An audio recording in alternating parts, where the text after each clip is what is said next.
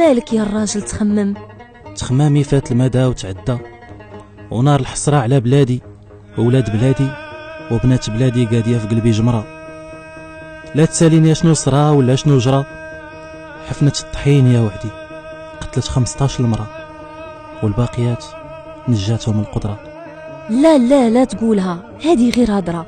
واش معقول هادشي يجرى وبلادنا عاد طلقات القمر ب500 مليار، وعندنا 2 بحورة فيهم الحوت بالوفرة والمشاريع والاستثمارات الكبرى؟ سكتينا يا هاد المرأة، اش بغينا بشي قمر ب500 مليار من بعد هاد الفضيحة وهاد العار اللي ماتوا فيه أمهات وتيتموا فيه صغار، وهادشي كله بسبب التهميش والإهمال حتى رجعنا نتشبهوا بالصومال. ايوا فين مشاو مالين الشكارة والسياسيين والوزارة؟ كيف العادة ما كاينه إفادة.